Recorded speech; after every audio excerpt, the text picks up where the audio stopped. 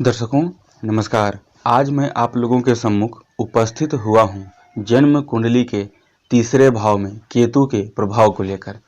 केतु इसका कोई अपना स्वरूप नहीं होता, अपना कोई राशि नहीं होता, ये मंगल के अकॉर्डिंग फल करता है जनरली।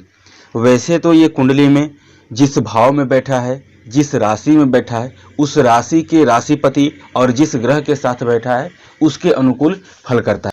जन्म कुंडली का तीसरा भाव, इसकी गणना उपचय भाव और त्रिशखड़ाय भाव दोनों भावों में किया जाता है। तीसरे भाव में लगभग सभी क्रूर या पाप ग्रह कारक माने जाते हैं। इस भाव में केतु यदि शुभ फलदायी है, जनरली जिन कुंडलियों में मंगल शुभ फलदायी है उसी कुंडली में केतु भी शुभ फलदायी होगा। अगर मंगल शुभ फलदायी नहीं है तो केतु जनरली शुभ फल नहीं करेगा, क्योंकि ये मंगल के अकॉर्डिंग ही फल करता है।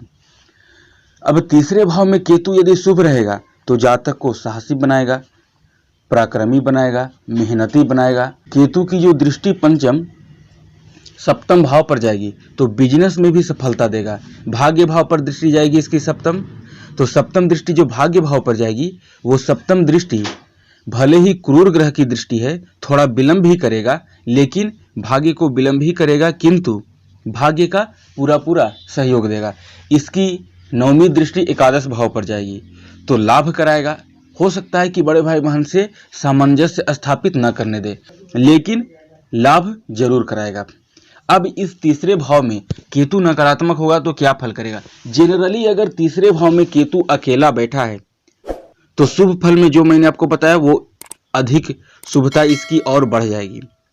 अगर तीसरे भाव में केतु अकेला हो किसी भी राशि का, चाहे वो नीच राशि का हो, शत्रु क्षेत्री का हो, किसी भी राशि का, तो जनरली इसका तीसरा भाव में नकारात्मक फल देखने को नहीं मिलता। यदि ये अकेला बैठेगा तो हाँ, यदि वो किसी ग्रह के साथ बैठा है, जैसे सूर्य के साथ बैठा है, चंद्रमा के साथ बैठा है, मंगल के साथ बैठा है, अन्य किसी भी ग्रह के साथ बैठा है, तो ये देखना होगा कि ये केतु उन ग्रहों को जो इसके साथ बैठा है उनको ज़्यादा पीड़ित करेगा, क्योंकि एक तो नकारात्मक रहेगा, दूसरा कि उन ग्रहों को पीड़ित करने का काम करेगा। वो ग्रह जिन जिन भावों का स्वामी होंगे उन भावों को डैमेज करेगा। लेकिन तीसरे भाव में अकेला केतु जनरली नकारात्मक नहीं करता। इसकी दृष्टि कुछ हद तक नकारात्मक हो सकती है। इसकी पंचम दृष्टि जो पड़ेगी सप्तम भाव पर, तो ये वैवाहिक जीवन के लिए अच्छा नहीं है, जीवन साथी के स्वास्थ्य को खराब करता है। इसकी सप्तम दृष्टि भाग्य स्थान पर भाग्य में डिले कराता है, यात्रा से भी लाभ नहीं देता है, फिजूल का भागदौड़ की यात्रा कराता है, गुरुजनों से अपमान दिलाता है।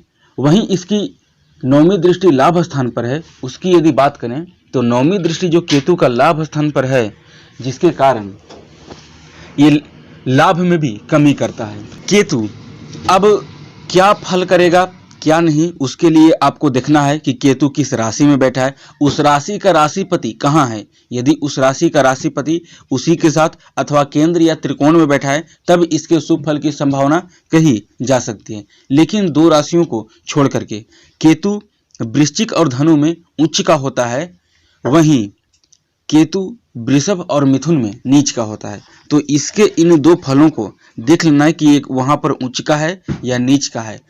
केतु पर किस ग्रह की दृष्टि पड़ रही है, जो ग्रह दृष्टि दे रहा है क्या वो उस कुंडली के लिए कारक है या मारक है। केतु किस ग्रह को देख रहा है, विशेष रूप से जब ये नकारात्मक होगा तब किसी ग्रह को देखेगा या किसी ग्रह की दृष्टि में होगा तब विशेष रूप से हानिकारक हो सकता है। लेकिन अकेले ये रहेगा, अकेला दृष्टि देगा, तब कोई नकारात्मक ज्यादा स्थिति नहीं बन सकती है। तीसरा भाव का केतु जनरली कोई बहुत ज्यादा नकारात्मक प्रभाव नहीं देता, क्योंकि तीसरा भाव साहस, पराक्रम, मेहनत का भाव है, पुरुषार्थ का भाव है। इसलिए केतु यहाँ पर जनरली नकारात्मक फल नहीं कर पाता है।